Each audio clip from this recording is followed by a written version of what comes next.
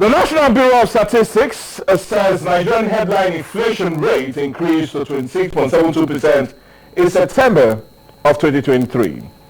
The NBS disclosed this in its Consumer Price Index and Inflation Report for September released in Abuja on Monday. According to the report, the figure, which is 0.92% points higher compared to the 25.80% recorded in August of 2023. It said on a year-on-year basis, the headline inflation rate in September was 5.94% higher than the rate recorded in September of 2022 at 20.77%. Food continues to be Nigeria's biggest driver of inflation, according to the report. The food inflation rate for September 2023 was 30.64% on a year-on-year basis, which was 7.30% points higher compared to the rate also recorded in September of 2022.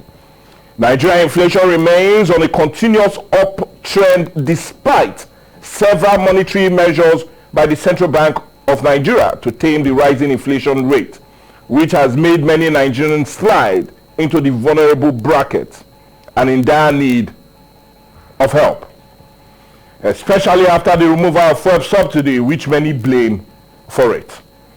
In response to that, President Bola Ahmed Tinubu yesterday, Tuesday, commenced the distribution of 25,000 naira per month cash transfer to 15 million households. Speaking yesterday, which is also the International Day for the Eradication of Poverty, the Secretary to the Government of the Federation, George Akume, who represented Mr. President, said the federal government is partnering with the World Bank Group and other development partners to implement the conditional cash transfer for businesses and grants and other forms of support for the most vulnerable household via the National Society Safety Net Expansion Program. But the big question on the big story for today, will this help to deal with the hunger in the land? And how transparent will the process be to really get to the most vulnerable? And what should government do in the long term to reduce food inflation, which is projected to even go higher in the coming months? Well, this and more is what this edition of The Big Story is all about. As we're talking about the growing inflation, especially as it concerns food, and the conditional cash transfer. That's what we're having as a major discourse today on The Big Story. We're looking at the growing inflation food or rate that seems to be pushing the inflation, and not only looking at that, but the conditional cash transfer, which the federal government feels will help to reduce all of that. But anyway, we're not reducing the discussion, but also increasing it in its space. Hence, we have our guest, he's a public analyst, also an economist, and we're talking of no other person but Prince Cogent. Good morning and welcome to the show. Good morning, Nigerians. I'm happy to be here. Well, it has been a while. I know how really busy you are, especially as you transverse the country in dealing with the issues that seems to concern equity and justice. But anyway, I'm happy we're also bringing you back here. And yeah, like I said yesterday, President Bola Ahmed Tinubu made true with his promise of actually giving out that cash transfer, as he said, to 50 million households. But I'll plead with you to hold that first. We'll talk about that. But let's first look at that report that was released a day before yesterday. I was talking about the inflation for September, which is put at 26.72%, which was generally caused by food inflation, which is put at 30.94% year on year. But my question my question is, because I'm really concerned, are we going to see a further increase in food inflation rate in the coming month? Because just like we did last month, I had my guest here, and he also projected that definitely when the NBS released their statistics, food inflation will definitely increase. But to be honest, I know he's quite shocked that it increased to such a high rate. He never knew it would be that high, but funny enough it is. So my question is, do you feel we're even going, the coming months, going to have a further increase in food inflation, which many fear would definitely be? You know, most times we we do certain things in this country, and you wonder whether the leadership learns from history. The history of any nation is extremely important. But if you watch what our leaders do in Nigeria, you wonder whether they are taking note of what has been happening. Because if you look at what's definitely going on, when I read about this cash transfer yesterday, I was laughing to myself and wondering, how can we be doing the same thing over and over again and expecting a different result? It was Albert Einstein that said, insanity is doing the same thing over and over again, and at the same time, you are expecting different results. That's exactly what we are doing. You see, we are turning around in the same point, and we think turning around in that same point will give us a different outcome. Yes, will project us forward, but it's not. So basically, let's project on the food inflation. Do you foresee it going higher in the next release forecast and in the next coming month? Because already we're in October. November, December, well, do you see that also increasing? It will, because for the past 9 months now, it has been on the increase. Of course. For 9 months now, yes. it has been on the increase. And there are certain fundamentals that must be in place for us to shift in a different direction. Okay. And if you look at what is going on now, those fundamentals are not there. Okay. The previous administration, what he has shown is that it managed badly, extremely badly, the economy. And most of us at that point, some people were saying something is wrong, but we didn't know it was as bad as it is. So this present government came in, they didn't really understand what is going on. But they just, on the spur of the moment, came out with certain policies without thinking them through. Yeah. So right now, we've got ourselves into a serious mess. Let me use that word, although it's not a comfortable word to use. Yeah. We are here now, so what do we do? But I seem to see as if the government is looking confused. They are looking confused because I really can't see any formulated, formal direction in looking at the fundamentals. We are talking of food. We are talking of inflation, right? I was coming right here. I use public transport, and in the vehicle, so women they are talking about the price of rice. You know, in 2015 when the President Muhammadu Buhari government came in, he focused on local production of rice, and honestly, our own rice became very nice. We can buy it. We can be proud of it. But it's expensive. It's expensive. So they were talking, I said, the bag of Nigerian rice has risen to 65,000. Nigerian rice? Yes. As at now, has risen to, as at 2 months ago, it was 40-something thousand, 40,000, 39,000, 41,000. But now, it has gone to about 63, 64,000. So, it is expected. It's expected.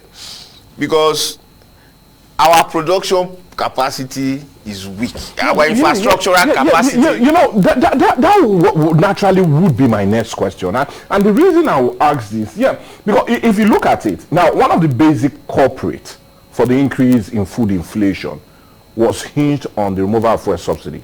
Transportation was a very clear indicator of why we had this food inflation since we started from May, June, July, August to September. But the price of petrol have been relatively stable in the last 3 months, and yet the food inflation seems to be increasing. So I really want to understand, what are those fundamentals? What are those things that seems to be driving it, other than the issue of transportation, because that is now totally out of it? Now, if you look at it, food basically is produced in the north in this country. That's it. That's the reality. Fundamental. That's what it is. That's how it is. And if you also look at it, for the past years, about 4-3, not more than almost 8 years now, food production has not been as it used to be because of security challenges in the north.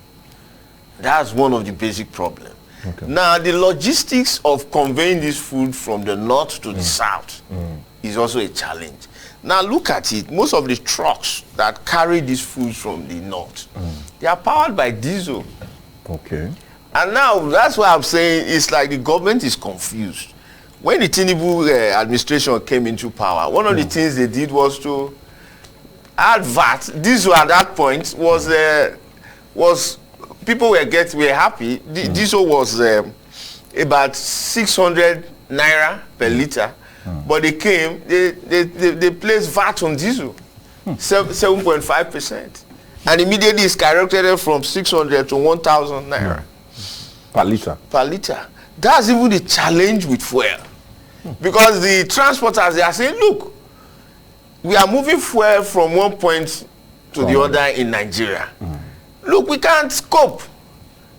Forget about the price of fuel. What about the price of diesel? Moving from 600 naira to 1,000, we can't cope. So putting that VAT on diesel was the basic indicator. That's a basic indicator. I wonder why the government would do that at a time where the economy is out of control.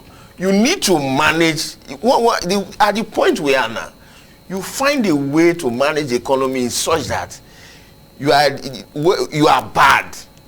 You must do something to make sure you remain there. Then you start doing other things to start moving in another direction. Not doing things that will make it worse. So that's why NSC, one of the negotiated points with NSC, is to remove that VAT. The government has now agreed to remove that VAT on diesel for the next 6 months. We don't know whether let's watch and see what the effect will be. Then basically another fundamental is power. For since democracy 1999, the return. Obasanjo government, Yaradua government, Jonathan government, President Muhammadu Buhari government, President Tinubu has just started now, so we can't really say anything. They've grappled with the challenge of power, and none of them seems to have done anything tangible. I use that word tangible because all these years we've been struggling with about 4,000 megawatts of power for 24 years. 24 years. We seem not to, they will come with lofty ideas and said in so and so years we'll get to 50,000 megawatts, but we've not moved an inch. So you ask yourself, what is the problem? How come we are not able? And because if you can't, the reason why people are scared about the increase in the price of diesel, because there is our power infrastructure is not working. The alternative power is diesel for all our industry, for all the production.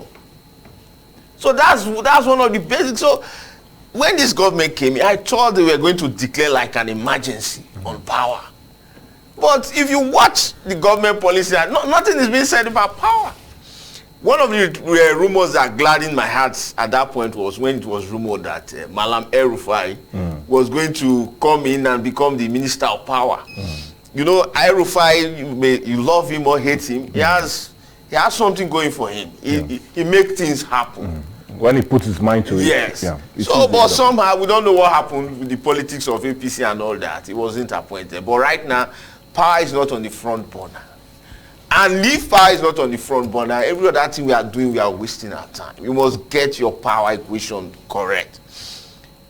Your power infrastructure, we must be doing good enough. When President Muhammadu Buhari was leaving power, he signed a fundamental amendment to the Constitution. And that fundamental amendment was when states we are now giving the consent to produce, transmit, and distribute power. You see that none of the states is even talking about that now. None of the states. I've not seen any state mention anything about it. I've not seen anybody having plans. You don't need to start it today, but you need to start talking about it, having a conversation, having a narrative and about all of that. Then, because when you start doing that, it simply means you are thinking about it. So that in 2-3 years directional policy. Yes. But nobody's talking about it. And that's the challenge. If we don't get our power right, we are going nowhere. We are talking of rice jumping up. People seem to think that, okay, you just plant rice, you bring it, you peel it. No. The rice is processed. It's milled. It's milled. That process is the production. It's powered by what? Power. Electricity. All the plants processing rice in Kano in the north, what are they using? They are using diesel to power their system. So why do you think people are saying, people wonder, say, how come we are producing rice and it's more expensive than... It must be more expensive than the foreign one. Than foreign. What was the problem? That's where the problem is. So until the government can sit down, and what they are doing is, that's why I said, I feel strongly they are confused. You don't feel it's more like cosmetics? No, it's not. Because I've not really seen, because the policy, today they will go back. Recently they announced that they've removed, there was a ban. Because on 43 items. On 43 items. Because rice is one of them, so we'll be getting more. Yes. Because if you look at it, despite the fact that the foreign rice, our local production, the price is not as we wanted it to be. Now we are grappling with foreign exchange. I think some months ago, Financial Times even reported that the Buhari government at the time, our foreign exchange was as low as 3-point-something billion. I was like, 3 point what was that? And one of our foreign exchange earner is crude oil. Of course. So and at a point, our crude oil was swapped. We produce crude oil. Instead of we don't even have access to the crude we sell, because we've sold the crude for the future. We've sold that crude for the future. We've swapped it. We've given it to somebody and said, go and process and give us back petrol. So at the end of the day, we ordinarily Nigerians, we thought, we get oil. We are producing crude oil. We didn't know that. We don't have anything. Revenue coming for it. There's no revenue, because they will bring down the fuel. So we are in a complete, we need something focused. And I've not seen it, although President Tinubu economic team, before they came now, they were touted as one of the best individuals. Wole Edun, Cardoso, the president, they said they are the best. But the direction they are moving, that's why I say maybe they are confused. They are overwhelmed with the challenge. Don't you feel we've not given them enough time? Or you do not see, all your concern is a policy guideline, a policy direction. That's why I said I don't really expect results, because the time is short. But the policies you come out with will show the direction you are thinking about. Okay. For me, if you are not focusing on power, then what are you doing? What are you doing? Okay, what I will do now is quickly ask you now. Let's look at it, because all we've been saying is we've been talking about how really, what really the problems are. But let's look at the impact, because this growing food inflation is really more of a concern. How would this growing food inflation impact on the lives of ordinary Nigerians? They're already grappling with the issue of increase in school fees, grappling with the issue of transportation, like you said, and many others. So how is it going to fully impact? Because like you said, the women were complaining bitterly of what the price will be, and even their fears, like you've also expressed, will definitely be maybe in December, if things do not go well, like you said, we might even be buying a bag for 70,000 naira. Yes. So what impact will this have on the lives of Nigerians? They're already being faced with so many challenges. As it is now, no matter how, as an individual, no matter how things get, there are challenges. You have to be optimistic, because that may just be, you have to have hope. Because the way Nigeria is, if you don't have hope, you just kill yourself for nothing. And if you look at the government at the various level, you can see clearly that they really don't understand what they need to do to get us out of where we are. So Nigerians, we have this resilient spirit, strong spirit of survival, the way it is. If you walk around, I live in Warri, you see that everybody is trying to do one thing or the other to survive. Right here also in Ughelli. So we have that resilient spirit. We don't and don't you feel those in elected offices know that, hence their policies might not really be that understanding to how we feel? They will not always, no matter how we do it like this or like that, Nigerians are always resilient and they will always find a way out. No, you know, you don't take people for granted. By 2020, we had the NSAS that almost threw this country out of balance. Yeah. If you watch recently, when Labour called for strike, the government quickly rallied around to make sure it doesn't happen. Because we are at the point where we are like almost on the edge at this point. So you don't take people for granted and say, it doesn't matter. They will always know how to survive because of the challenges. I'm talking of the Nigerian spirit, our resilience and all that, yes. But you don't take people for granted. You see, recently something happened, and I tried to analyze it and look at it. The death of this musician. Yeah, Mohbad. Mohbad. If you watch, Mohbad made some fundamental personal mistakes that led to his death. But if you see it became a challenge. People were even protesting, and you ask yourself, why is this going on? You see that people are just looking for the opportunity to express that anger. So you don't take people for granted. The leaders, the leadership should not take people for granted. So that's by the way. But basically as it is, the impact is strong because the value of the money you have in your pocket, you have 1 million naira in your account, it doesn't have any value. If you start a business today with about, if you started a business a year ago with about 10 million, that business today is now worth about 5 million. So you see that your capital, your working capital, your revolving revenue is going down because every day inflation takes a chunk of it. It takes almost every, so you'll be struggling, you'll be looking for the money to continue the business. And government, you are transferring, you are saying you want to transfer 25,000 naira to 15 million household, and you should look at how those businesses, these people with shops around, how do they survive? How can they survive? Those are the things you should look at. And not the country. Not put money. But anyway, we'll come to that. I'll plead with you to hold on. We need to go on a break now. Okay. And then when we come back, we'll talk greatly on that because, like I said, we're looking at the inflation and a way out that the federal government seems to think, and that's the conditional cash transfer. But anyway, we're not transferring the issue, but rather putting it on hold. And when we come back, we'll continue our discussion centered on the growing inflation and the conditional cash transfer that the federal government feels will be a better way to ease and in every way control the tension. Let's go on a break.